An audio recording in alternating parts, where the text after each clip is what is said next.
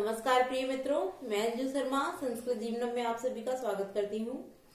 मित्रों, जैसा कि हम लोगों ने प्रथमा व्यक्ति विभक्ति प्रकरण आरंभ किया है, तो प्रथमा व्यक्ति के विषय में अध्ययन किया था और प्रथमा व्यक्ति का जो सूत्र था प्रातिपदिकार्थ लिंग परिमाण वचन मातृ प्रथमा, उसके विषय में हम लोगों ने संपूर्ण अध्ययन कर लिया था। तो मित्रों, वीडियो शुरू करें उससे पहले आप सभी लोग वीडियो की लिंक को अपने मित्रों के साथ शेयर कर लीजिए, जिससे कि सभी से ज्यादा मित्र हमारी वीडियो के साथ लाइव जुड़े। और जो भी मित्र हमारे सहयोग कर रहे हैं, अर्थात जो डेली आके हमारी वीडियो को देखते हैं, तो वो लोग भी मित्रों अपने मित्रों के साथ वीडियो शेयर कीजिए। और उनमें जैसे कि मैंने कुछ लोगों का नाम लिया था, जैसे विपुल जी, राही जी, आशीष जी, शिल्पी, उर्जिता जी, निकिता, श्यामवीर, अजय गौड़ इत्यादि जो भी लोग मित्र हमारे लाइव जुड़े हुए हैं, वो लोग भी अपने मित्रों को अधिक से अधिक लाइव आने के लिए बोलिए। तो मित्रों, कल हम लोगों ने प्रथमा व्यक्ति का प्रथम सूत्र अध्ययन किया था। आज हम उसी क्रम में आगे बढ़ते हैं और विभक्ति प्रकरण में ही जो प्रथमा व्यक्ति के बचे हुए सूत्र थे उनका अध्ययन करेंगे। साथ ही साथ हम देखते हैं कि अगर समय होता है तो हम द्वितीय विभक्ति के विषय में भी आज थोड़ा बहुत अध्ययन कर लेंगे। तो मित्रों, जो प्रथमा व्यक्ति का हमारा दूसरा सूत्र है, हम उसके विषय में अध्ययन करते हैं। तो सबसे पहले हम यहाँ लिख लेते हैं, जिसका हम अध्ययन कर रहे थे वो था हमारा प्रथमा विभक्ति, जो कि विभक्ति प्रकरण के अंतर्गत चल रहा था। तो इसमें जो हमारा अगला सूत्र है मित्रों, वो हमारा है स्वतंत्र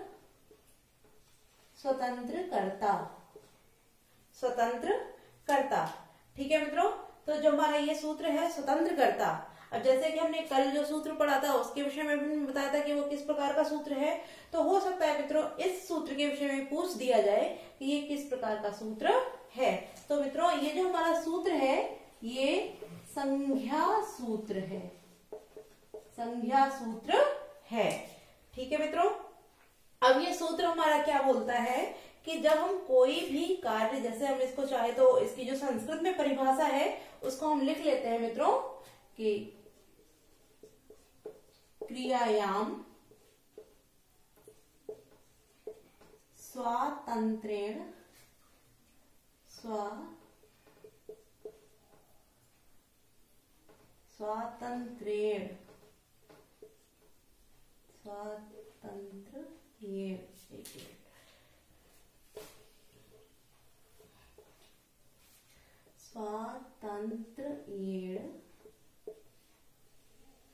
क्रियायाम स्वातंत्र्येण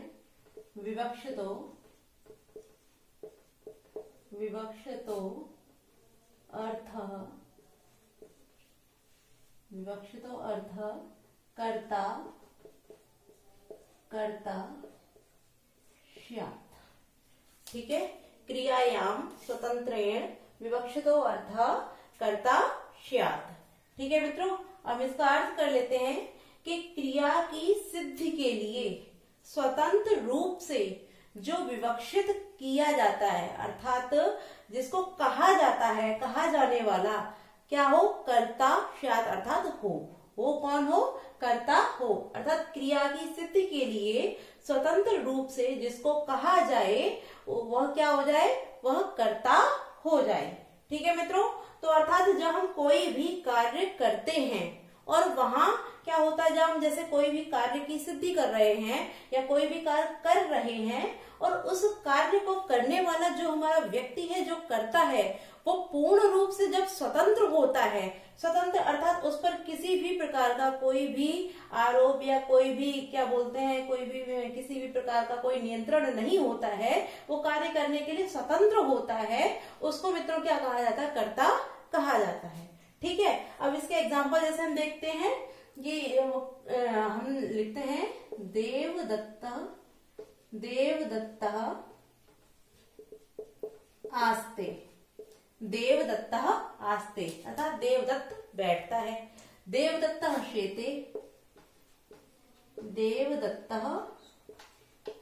शेते। तो जब हम ये एग्जाम्पल लिखते हैं तो हम यहाँ देखते हैं मित्रों कि जैसे देवदत्त सोता है, देवदत्त बैठता है, तो यहाँ जो क्रिया करने के लिए देवदत्त हमारा जो कर्ता है वो पूर्ण रूप से मित्रों यहाँ स्वतंत्र है। और स्वतंत्र होने के कारण ही यहाँ पर जो मित्रों हमारा सूत्र है स्वतंत्र कर्ता, इस सूत्र से यहाँ प्रथमा विभक्ति हो जाती है। अगर मित्रों हम इसको दूसरे बिल्कुल सिंपल भाषा में समझना चाहें तो हम ये देखते हैं कि जैसे हम कोई भी वाक्य लिखते हैं, जैसे हम लिखते हैं राम पढ़ता है, राम पढ़ता है, और इसका जो संस्कृत अनुवाद हमारा बनता है वो हो जाएगा रामः पठति। ठीक है मित्रों, तो अब जैसे हमने यहाँ हिंदी में लिख रखा है राम पढ़ता है, ठीक है। अब क्योंकि यहाँ राम प्रथमा है, क्योंकि यहाँ पढ़ने के लिए राम पूर्णतः स्वतंत्र है, उसने क्रिया की सिद्धि की अर्थात पढ़ना चाहा, उसको पढ़ा, और वो अपनी क्रिया को करने के लिए पूर्ण रूप से स्वतंत्र है। तो यहाँ जो हमारा कर्ता था उसको हम कर्ता कहेंगे, अर्थात यहाँ प्रथमा व्यक्ति हम कह देंगे। अब हम ये मानेंगे कैसे मित्रों कि यहाँ राम जो है वो पूर्णतः स्वतंत्र है। अगर हम इसको बिल्कुल सिंपल भाषा में समझना चाहे ऐसे बोलते हैं कि हम जैसे हमें कुछ आता नहीं है तो हम शुरुआत में जब इसका आरंभ करते हैं तो हम इसको पहचान नहीं पाएंगे कि किस प्रकार से यहाँ स्वतंत्र है।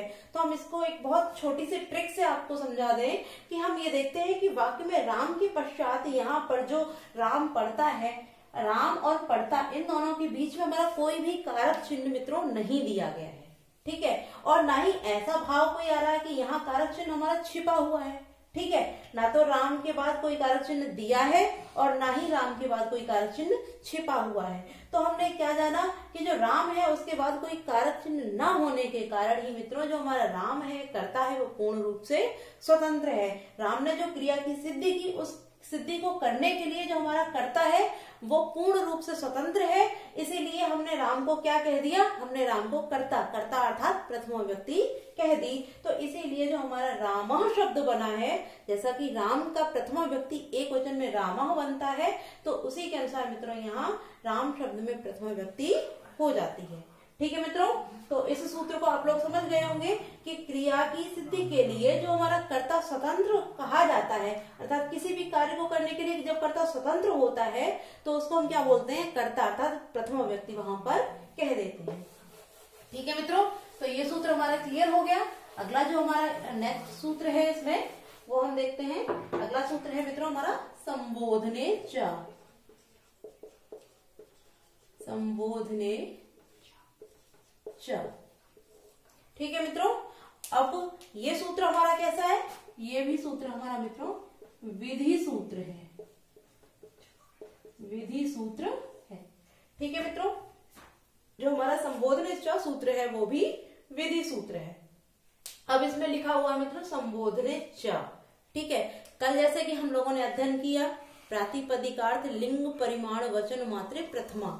अब उसके बाद ही इसमें मित्रों जैसे उसमें हमने प्रातिपदिक में प्रथमा पढ़ी, परिमाण में पढ़ी, लिंग में पढ़ी, वचन, अर्थात 4 अर्थों में हमने प्रथमा व्यक्ति का वहां अध्ययन किया। अब ये सूत्र हमसे क्या कह रहा है कि जो संबोधन है और अर्थात और किसमें, संबोधन में भी क्या हो जाए, प्रथमा हो जाए। अर्थात जो हमारा संबोधन होता है उसमें भी क्या होती है मित्रों, प्रथमा हो जाती है। ये च जो हमारा बोल रहा है ये इसी चीज का बोध करा रहा है। च अर्थात और हो जाए, किसमें प्रथमा, संबोधन में भी प्रथमा हो जाए। अर्थात जो हमारे संबोधन वाले शब्द होते हैं वहां भी मित्रों हमारी प्रथमा व्यक्ति हो जाएगी। जैसे आपने देखा होगा जो हमारे एग्जाम्पल होते हैं, जैसे हे राम, ठीक है, हे कृष्ण।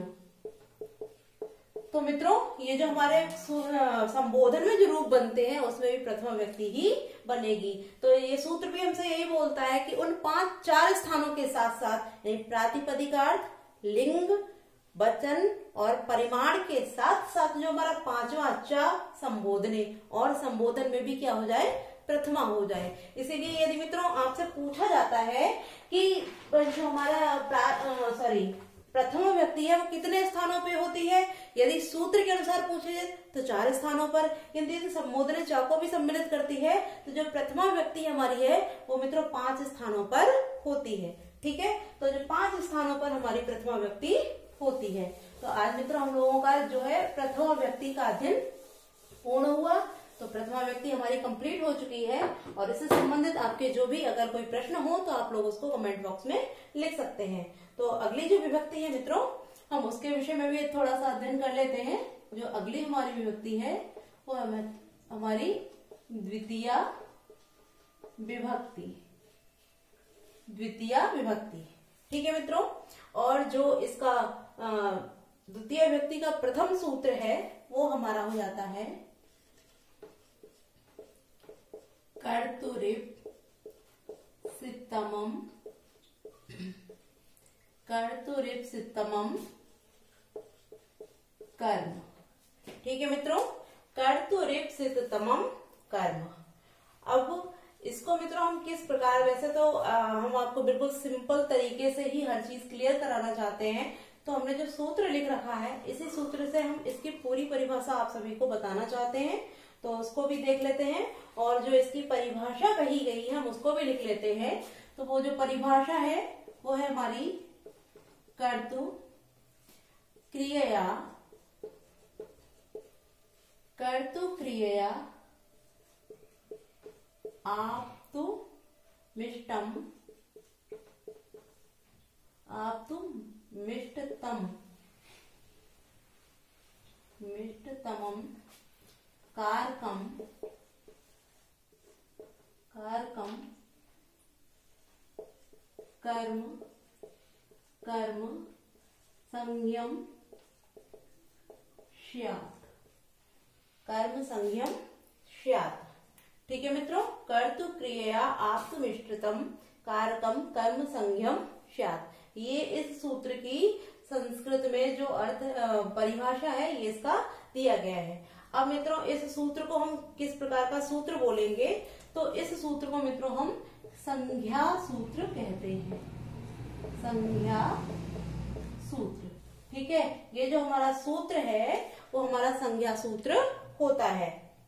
अब जैसे कि मित्रों इसमें बोला गया, इस परिभाषा को लिखा गया, तो इसका अर्थ हम जान लेते हैं कि जो हमारा कर्तृ है, कर्त अर्थात कर्ता, क्रिया क्रिया के द्वारा, आप्तु इष्टतम जिस किसी कार्य को चाहता है अर्थात करना चाहता है उसको हम क्या कहेंगे, आप्तु इष्टतम अर्थात विशेष रूप से जिसको करना चाहता है उसको हम, उस कारक को हम क्या बोलेंगे, तो उस कारक को हम कर्म संज्ञा स्यात् अर्थात उस कारक की क्या हो, कर्म संज्ञा हो जाए।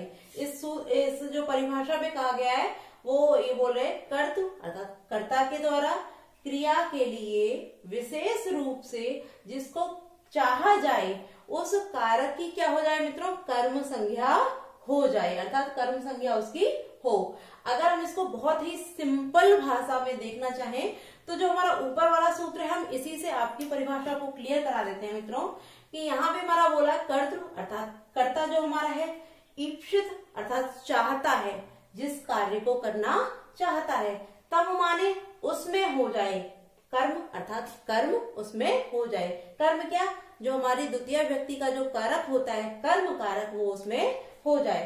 तो इस सूत्र से, इस पूरी परिभाषा की अपेक्षा आपने देखा होगा कि जो इस सूत्र से हमने उसका अर्थ लिया है वो बहुत ही सिंपल और आसान रहा है, जो कि आपको शीघ्रता से समझ में आ गया होगा।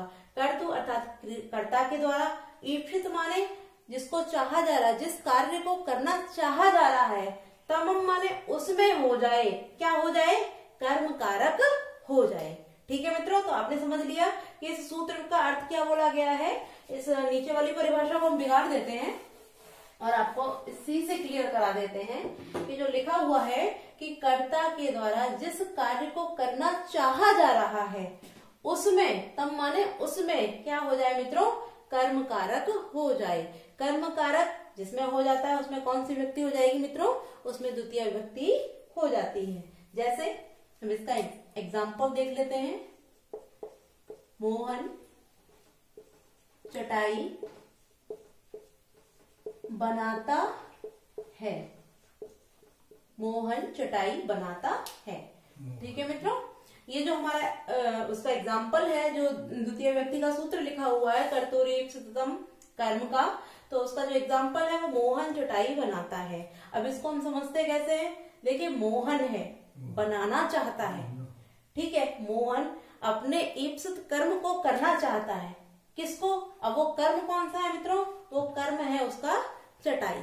ठीक है, मोहन बनाना चाहता है, किंतु किसको, चटाई को, जो उसका ईप्सित कर्म है, अर्थात वो करना क्या चाह रहा है, बनाना तो चाह रहा है, लेकिन किसको बनाना चाह रहा है, चटाई को। तो जो इसका ईप्सित कर्म है चटाई, इस चटाई में ही क्या हो जाएगा, इस चटाई कारक में ही क्या हो जाएगा मित्रों, इस चटाई में ही कर्म कारक हो जाएगा। ठीक है, जब कर्म कारक हो जाएगा तो क्या हो जाएगा, वहां पर द्वितीय व्यक्ति हो जाएगी। ठीक है, अब जैसे कि मोहन हमारा कर्ता है तो इसका क्या हो जाएगा मित्रों, मोहनः। ठीक है, अब चटाई क्या हो गया, इसका ईप्सित कर्म। अब ये सूत्र से आप इसको एक बार सूत्र से भी देख लीजिए कि कर्तृ अर्थात कर्ता, कर्ता कौन है हमारा, मोहन। ईप्सित माने चाहता है। अब वो किसको चाह रहा है मित्रों, चटाई को बनाना चाह रहा, चटाई को। तो ईप्सित जो कर्म है उसका है क्या है, चटाई है। उसमें क्या हो जाएगा मित्रों, कर्म हो जाएगा। कर्म अर्थात द्वितीय व्यक्ति, तो इसका क्या हो जाएगा, कटम। कटम। ठीक है, हमने इसमें द्वितीय व्यक्ति लगा दी तो क्या हो जाएगा इसका, कटम। ठीक है, अब बनाता है, एक मिनट इसको हम शुद्ध लिख लेते हैं, तो हो गया कटम। अब बनाता है तो जो हमारी क्र धातु होती है उसके अनुसार करता है, तो इसका रूप जो हो जाएगा मित्रों वो हो जाएगा करोति। ठीक है, तो जो इसका शुद्ध रूप बन जाएगा मित्रों वो क्या हो जाएगा, मोहनः कटम करोति। अब यहाँ कटम में द्वितीया लगी है, क्यों लगी है, क्योंकि अभी मैंने सूत्र से भी आपको इसको जोड़ के दिखा दिया कि कर्तृ जो हमारा कर्ता है, मोहन है, वो जिस कर्म को करना चाह रहा है, ईप्सित कर्म, जो उसको चाहना, जिस चीज को चाह रहा है वो क्या है, चटाई। उस चटाई में ही क्या हो जाएगी मित्रों, कर्म संज्ञा उसकी हो जाएगी। और जब उसकी कर्म संज्ञा हो जाएगी तो उस चटाई में ही क्या हो जाएगी मित्रों, द्वितीय व्यक्ति हो जाएगी। तो जो द्वितीय व्यक्ति का रूप बनेगा वो हो जाएगा कटम। और जैसे कि बनाता है तो ये हमारी क्रिया हो गई, तो इसका अर्थ हो गया करोति। तो मोहना कटम करोति। ठीक है मित्रों, तो ये जो सूत्र था द्वितीय व्यक्ति का वो आप लोगों को समझ में आ गया होगा। तो इसके हम अगले सूत्र की ओर भी बढ़ते हैं। तो जिसका द्वितीय सूत्र है वो है हमारा मित्रों कर्मणि द्वितीया। कर्मणि द्वितीया। ठीक है मित्रों, जो इसका दूसरा सूत्र है कर्मणि द्वितीया, ये किस प्रकार का सूत्र है, तो ये मित्रों हमारा विधि सूत्र है। विधि सूत्र। ठीक है मित्रों, तो ये जो इसका सूत्र है वो हमारा विधि सूत्र है कर्मणि द्वितीया। अब ये कर्मणि द्वितीया की जो परिभाषा है उसको भी हम एक बार लिख लेते हैं। इसकी जो परिभाषा है वो है अनुक्ते अनुक्ते कर्मणि अनुक्ते कर्मणि द्वितीया स्यात्। अनुक्ते कर्मणि द्वितीया स्यात्। ठीक है, अब इसका हम अर्थ निकाल लेते हैं मित्रों। तो ये जो परिभाषा है ये क्या बोल रही है कि अनुक्ते, अनुक्त अर्थात जो अनुक्त कर्म है, अनुक्ते अनुक्त है कर्म, कर्म उसमें क्या हो जाए मित्रों, द्वितीया हो। जो अनुक्त कर्म है उसमें क्या हो, द्वितीया हो। ठीक है, अब जैसे आप सभी को ध्यान हो, मैंने एक बार आपको बताया था कि जो उक्त होता है वहां प्रथमा हो जाती है, और जो अनुक्त होता है तो वहां वही विभक्ति हो जाती है जिसका वहां नाम दिया जाता है। तो इसको हम एक बार फिर लिख लेते हैं जिससे कि आप सभी का कंफ्यूजन जो है, थोड़ा बहुत दुविधा जो भी हो वो आपकी वहां समाप्त हो जाए। तो यदि प्रथमा व्यक्ति को जब हम उक्त बोलेंगे मित्रों, उक्त कहेंगे तो यहाँ प्रथमा ही हो जाएगी। ठीक है, जब हमने प्रथमा को उक्त कहा तो यह प्रथमा ही होगी। किंतु जब हम प्रथमा को क्या बोल देंगे मित्रों, अनुक्त बोल देंगे, अनुक्त बोल देंगे, तब यहाँ प्रथमा ना होकर क्या हो जाएगी, यहाँ करण कारक हो जाएगा। करण कारक, और करण कारक अर्थात वहां तृतीय विभक्ति हो जाएगी। और यदि हम द्वितीय विभक्ति को जो हम क्या करेंगे मित्रों, जब हमने द्वितीय विभक्ति को उक्त कर देंगे यहाँ पर, तो इस द्वितीय विभक्ति के उक्त होने पर यहाँ जो विभक्ति हो जाएगी मित्रों वो कौन सी हो जाएगी, वो प्रथमा विभक्ति हो जाएगी। किंतु जब हम इसको भी क्या करेंगे मित्रों, इसको हम अनुक्त कहेंगे। तो जब हम इसको अनुक्त कहेंगे तो यहाँ जो हो जाएगा वो हमारा कर्म कारक हो जाएगा, और जब कर्म कारक हो जाएगा तो वहां द्वितीय विभक्ति ही होगी। ठीक है, जब हम किसी भी व्यक्ति को उक्त बोलेंगे तो वहां सभी विभक्तियों में प्रथमा विभक्ति हो जाएगी। किंतु जब हम किसी भी व्यक्ति को अनुक्त बोलेंगे, अनुक्त कहेंगे, तो क्या हो जाएगा मित्रों कि जो हमारी प्रथमा और तृतीया होती है उसको हम अनुक्त करते हैं तो वहां करण कारक हो जाता है अर्थात तृतीय विभक्ति हो जाती है। किंतु जो अन्य विभक्तियां हमारी हैं, जैसे द्वितीय विभक्ति है उसको अनुक्त करेंगे तो वहां द्वितीया होगी, चतुर्थी को अनुक्त करेंगे तो चतुर्थी होगी। ठीक है मित्रों, तो इसमें क्या हुआ, जो हमारी परिभाषा बोल रही है वो क्या कह रही है कि अनुक्ते कर्मणि द्वितीया स्यात्, जो अनुक्त कर्म है उसमें द्वितीय विभक्ति हो जाए। ठीक है, इसको आप समझ गए होंगे।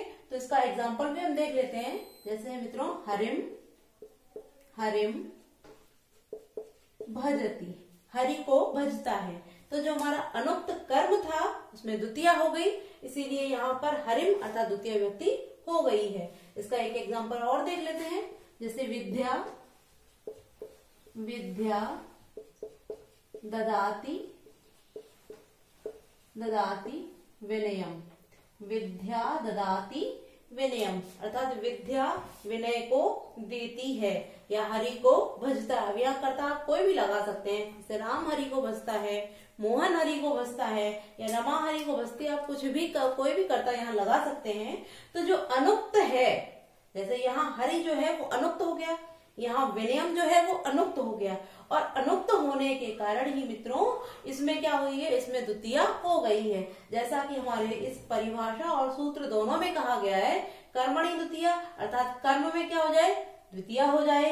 अनुक्ते कर्मणि द्वितीया स्यात्, अनुक्त कर्म में क्या हो जाए, द्वितीया हो जाए। तो दोनों ही प्रकार से आपने समझ लिया होगा कि यहाँ भी बोल रहा है कि कर्म में द्वितीया हो जाए, और उसकी परिभाषा में भी बोल रहा है कि अनुक्त कर्म में द्वितीया हो जाए। ठीक है, तो आप लोगों ने क्लियर कर लिया होगा कि अनुक्त कर्म जो है हमारा वहां क्या हो जाएगी, द्वितीया हो जाएगी। और अनुक्त और उक्त क्या होता है मित्रों, ये चीज भी मैंने अभी आपको बता दी कि यदि हम किसी भी कारक को उक्त करते हैं तो वहां चाहे प्रथमा हो, द्वितीया हो, तृतीया हो, चतुर्थी हो, पंचमी हो, षष्ठी हो, सप्तमी हो, कोई सी भी विभक्ति हो उसको हम उक्त करेंगे तो वहां प्रथमा व्यक्ति हो जाएगी। किंतु यदि अनुक्त कहेंगे तो वहां जो विभक्ति है प्रथमा को छोड़कर अर्थात प्रथमा और तृतीया में तृतीया अर्थात करण कारक हो जाता है, बाकी सभी व्यक्तियों में द्वितीया में द्वितीया, तृतीया में चतुर्थी में चतुर्थी, पंचमी में पंचमी, षष्ठी में षष्ठी, सप्तमी में सप्तमी हो जाती है। तो यही हमारी परिभाषा बता रही है कि जो अनुक्त कर्म में है उसमें क्या हो जाए मित्रों, द्वितीया हो जाए। तो यहाँ जो हरिम हुआ है वो हरि के अनुक्त होने पर ही यहाँ द्वितीया हुई है। विद्या ददाति विनयम में जो विनयम है, यहाँ विनयम में भी अनुक्त होने पर ही विनयम में द्वितीय विभक्ति हुई है। ठीक है मित्रों, तो आप लोगों को ये सूत्र भी बहुत अच्छे से समझ में आ गया होगा। और यदि कोई भी डाउट आपको किसी भी प्रश्न को लेकर होता है या किसी भी सूत्र को लेकर आपको कोई संशय रहता है तो आप उसके विषय में कमेंट बॉक्स में लिख सकते हैं, जिससे कि आपकी समस्या का समाधान किया जाएगा। ठीक है मित्रों, तो आज के लिए बस इतना ही, और वीडियो को लाइक अवश्य करें, चैनल को सब्सक्राइब करें और लिंक को शेयर करें। नमो नमो।